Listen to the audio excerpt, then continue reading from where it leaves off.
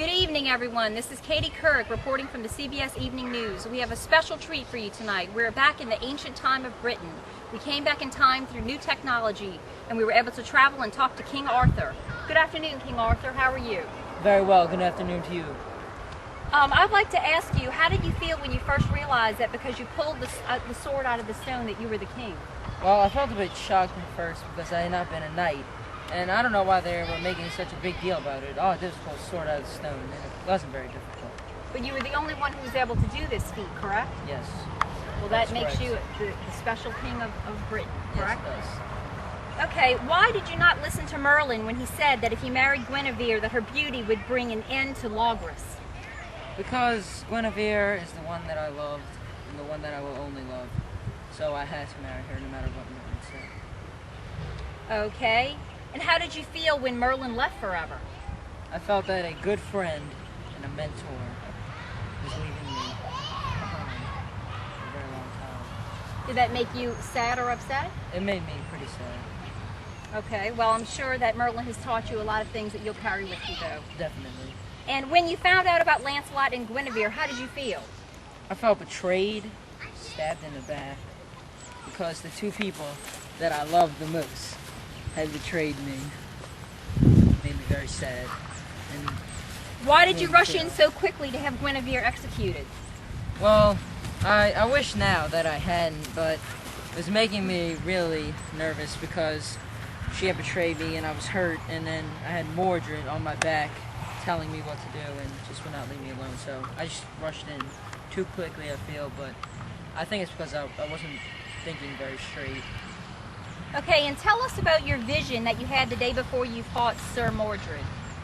Well, Gawain, who was dead, came to me in the night with a train of fair ladies behind me, and he told me that if I would fight with Sir Mordred that day, that the both of us would fall, and so would our armies. But if he said that I made a truce with Mordred, no matter what his terms, for 1 month, that Lancelot would come and we would both destroy him and his armies. Okay, and can you tell me what happened at the truce meeting?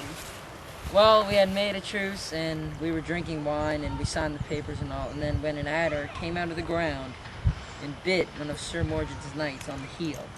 And when that happened, he took out his sword and he slew it. And then when that happened, both the armies saw the sword, and they charged into a great battle. Okay, and can you now tell us where you rest until the day comes that Britain needs you again? Well, Katie, you'll just have to find that out by yourself. Okay, King Arthur, I really appreciate the interview. Thank you for taking the time to talk to us. Thank you.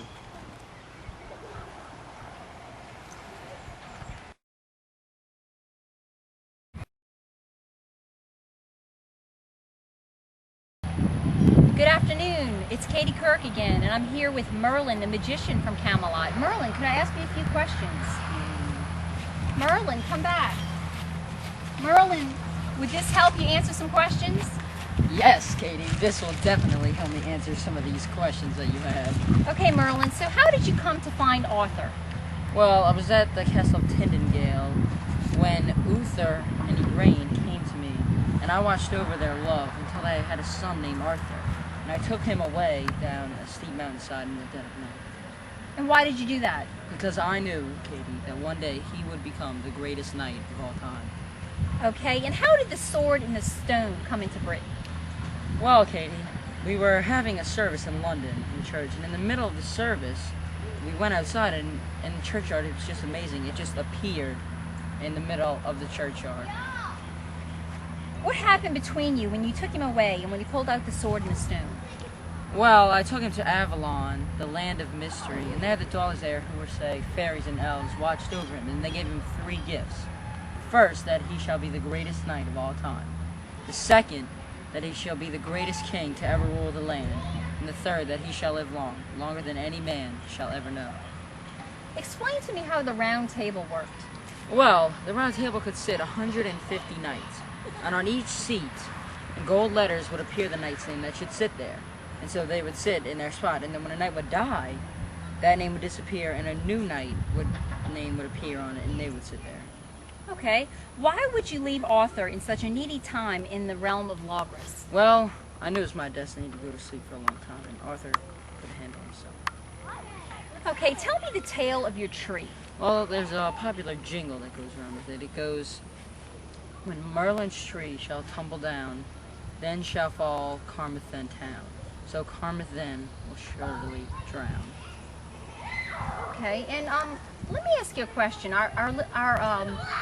We've been wondering about this at CBS News. Why is it that you have such long hair? Don't you think you'd look more presentable if you cut that hair? I don't think that's none of your business, and I think you just need to leave me alone. Okay, well. Because I don't want to shave my head. I have a nice hair, because I like it like this. Okay, Merlin. Okay. Thank you for your time. No problem.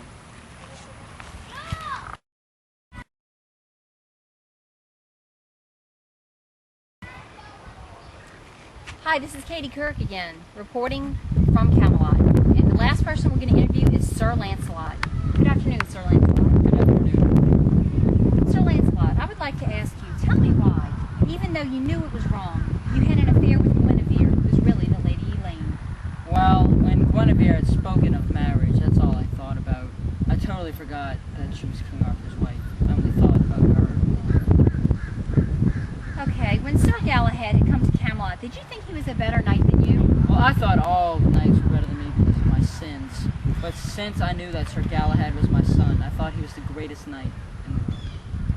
After you returned from the Grail quest, why did you avoid Guinevere? Because I'd found out on the quest how sinful that my love was for her, and I did not want to be tempted anymore. Okay, after you and Guinevere were caught and you had escaped, you killed Sir Gawain's brothers, Sir Gaheris and Sir Gareth. Well, when I had done that, I did not know it was them. I only thought of rescuing Guinevere, and all I did was just kill any man that was like that. I'm very sorry for that, too. Why did you not let Sir Bors kill Arthur when he had the chance? Because I would not let any man, the greatest king that this world has ever seen, no man shall do it.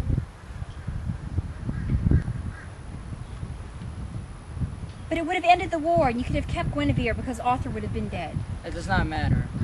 Arthur was a great friend, and I would let no man kill Arthur, no matter who he was. That was not important. No one shall kill him. This interview is over. Thank you, Sir Lancelot. This is Katie Kirk reporting from CBS Evening News. Good night.